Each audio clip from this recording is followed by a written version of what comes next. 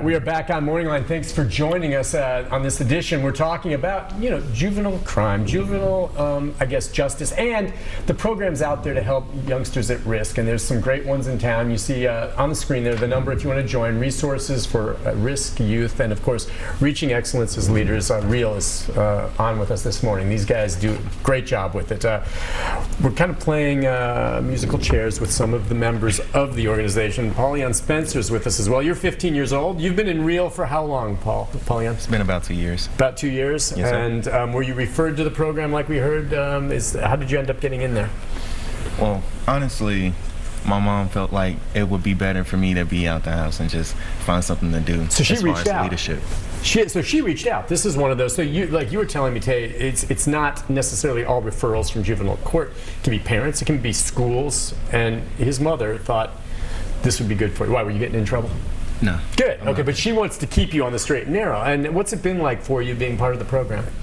Being part of the program, they just taught me more of like how to speak, because I'm more of a quiet person. And they just taught me as far as communication, what I can do as far as being an example to my brothers or just anybody. Sure. And you're so 15. What year? Where do you go to school? Are you Nashville School of Arts. Okay. And is that what you're into, the arts, or what would you like to do with yourself as you get older? I may, well, not may, but I will go to college. Okay, that's your plan. And I have to find something to do as far as music. Okay, all right. Well, most kids at 15 don't know exactly what it is yet, but at least you have an idea, and you are very well spoken. It's good to have you on. Thanks for coming on. So, Tate, you want to give a little more background again? We were talking during the break. We touched on it. First of all, Real, it's nonprofit? Correct. It's a nonprofit. We're held 17th and Charlotte, which is the Oasis Center most people know about. Yep. Is that where you work out of the same building there? Correct. Okay. Correct. We're underneath the Oasis umbrella as well. Gotcha. So, I know where that is. We also have different, components of the Real program. Anything that can kind of assist the young people and be supportive and be another tool that they can utilize, again, as a resource. One of the components that we have with the Real program is we partner with Vanderbilt Law Clinic through a partnership with a lady named Ms. Kara Sobel. With this partnership, what it does is that at any given point, a young person that comes to the program, they will get legal assistance if at any time they're suspended, any type of expulsion, IEP, 504, any type of manifestation meetings.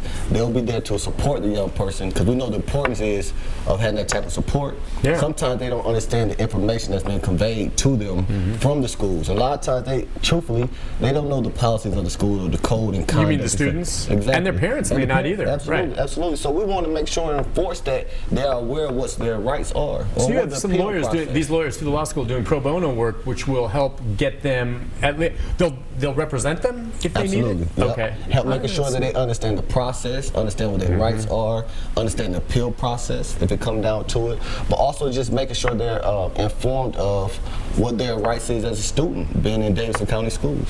So is it fair to say, Joe, when these youngsters get into Real, okay, and the fact that they're even there is a great first step for sure, but some of them are still going to have some problems maybe as they're in the program. It's not necessarily they get in there right off the bat and they're on the straight and narrow. You have to work with them, and they could end up maybe having some problems at school. Yeah, definitely. We have to work with them. I mean, like I said, it's a 9-week program, so we're not going to change totally, because you're changing habits. Things you have to work slowly but surely to kind of change ideology, the way people think, perception, and through that time period. That's why we have an extension. We want to do more after that 9 weeks. So come be a part of this leadership program. Let's expound on what you've learned so far and move forward and push you forward and support you, so you can be propelled, into a positive space. So. Okay. And then you said they kind of have to agree to go, and obviously his mom. Well, I mean, what if a judge refers them and they show up, they don't really want to be there? How do you deal with that? I mean, if you think about it, Nick, what can you really enforce to anybody to do, right? What can you make anybody do? I guess you have the choice. You go to Real or you could go to detention. Yeah, so I don't think it's that simplistic, to some degree. I mean, that's an option as based off of what their charge is. So let's say they come to the Real program. A lot of times they go to programs and they don't feel like they're connected to the people who run the program, or they don't feel like they relate to them, or they have nothing in common. They don't feel that connection.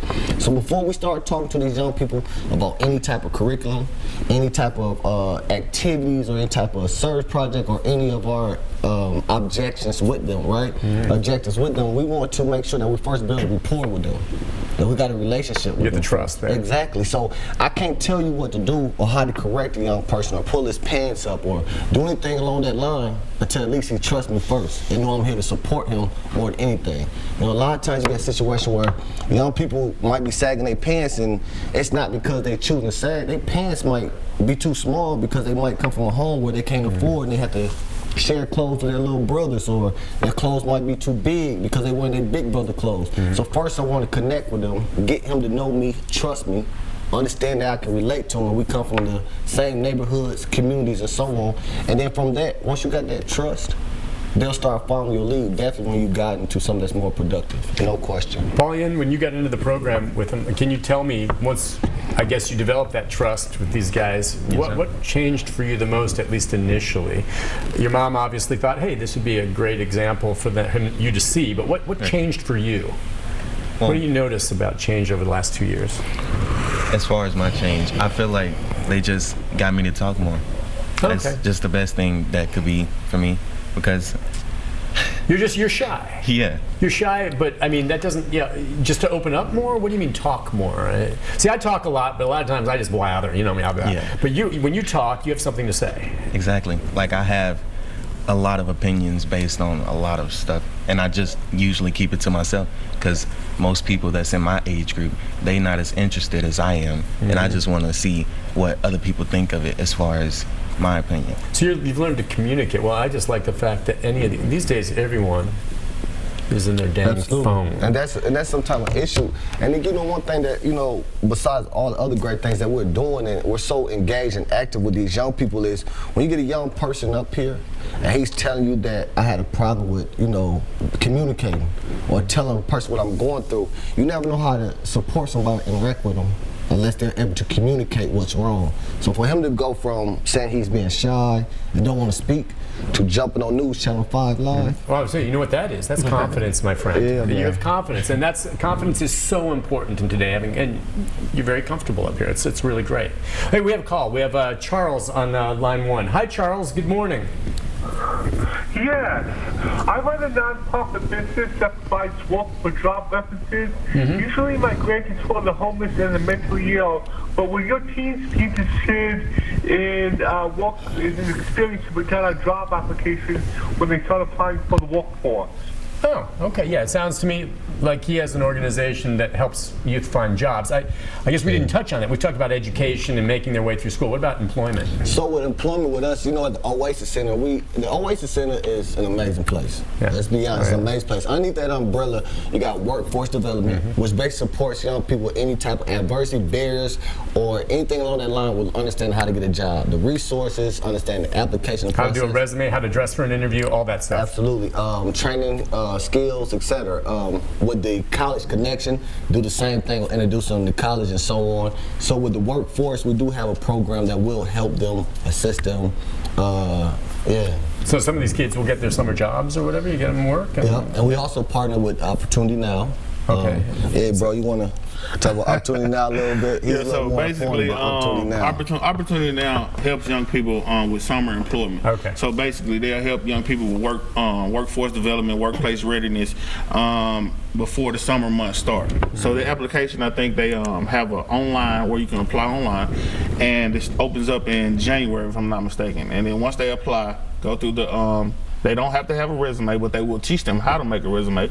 And by May, that's when they kind of do their training period. And then in June and July is when the young people work. Right, that makes sense. So, during the summer months before they have to go back to the young school. people have to do is be committed to come. Like if you come, they'll help you.